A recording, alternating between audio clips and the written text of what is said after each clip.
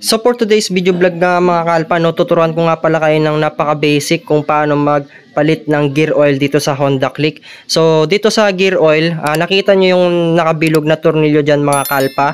Paluwagin nyo po yan mga kalpa, kuha lang po kayo ng size 12 na T-wrench or socket wrench. Tapos yung pakabig po niya ay pa kaliwa para lumuwag po siya mga kalpa, no. Tapos magabang na rin pala kayo dyan ng pagdedrainan natin ng gear oil. Ito kasing Honda Click 125 natin ay 399 kilometers pa lang yung odo nito. So ganito na agad yung kulay, no. So medyo puti-puti na siya kasi nalubog tayo sa baha. Advice ko nga sa inyo mga kalpa, no, kapag lumusong po kayo sa baha ay magpalit po kaagad kayo ng gear oil kasi masisira po yung bearing ninyo dahil nahaluan po yan ng tubig at mga ngalawang po sa loob, no.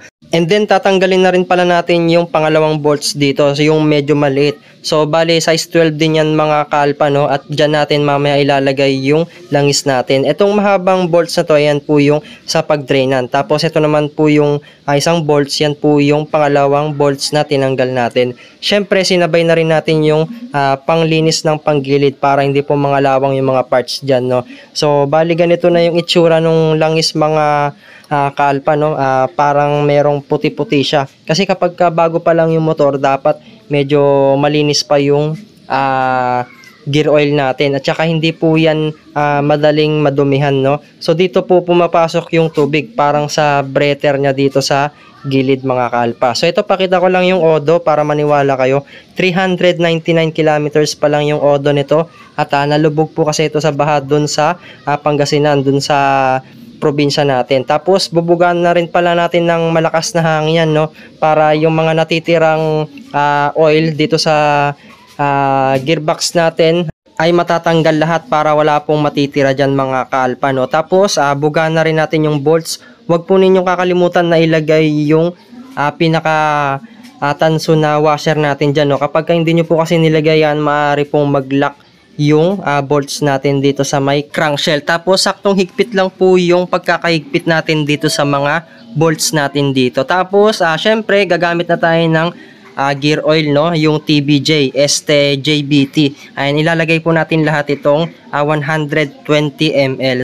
At advice ko rin sa inyo mga kalpa, no, every 6 months po kayo magpalit ng gear oil dito sa mga scooter natin. Kapag nabaha naman po kayo, magpalit po kayo agad ng gear oil natin para hindi po masira yung mga bearing natin dyan sa loob mga kalpa, no. So yun lang naman, hindi naman madaling dumumi itong oil natin. Tapos ito palang JBT gear oil, nasa 80 pesos po ito mga kalpa dito sa probinsya natin. So kung gusto nyo bumili, mag-iwan po ko ng link dyan sa pin comment at dyan sa description box, no, para kapag gusto nyo pong umorder sa Shopee ay rekta Shopee na po kayo kapag kinlik nyo po yan mga kaalpa. At ditong mga kaalpa, no, simutin nyo po yung langis, kailangan po may lagay po natin lahat yan. Tapos bugaan na rin natin yung tornilyo natin ng hangin. Tapos hilalagay na rin natin yung tornilyo natin dito sa may gearbox natin mga kalpa. Ulitin ko, wag nyo pong kakalimutan yung tanso na washer dito.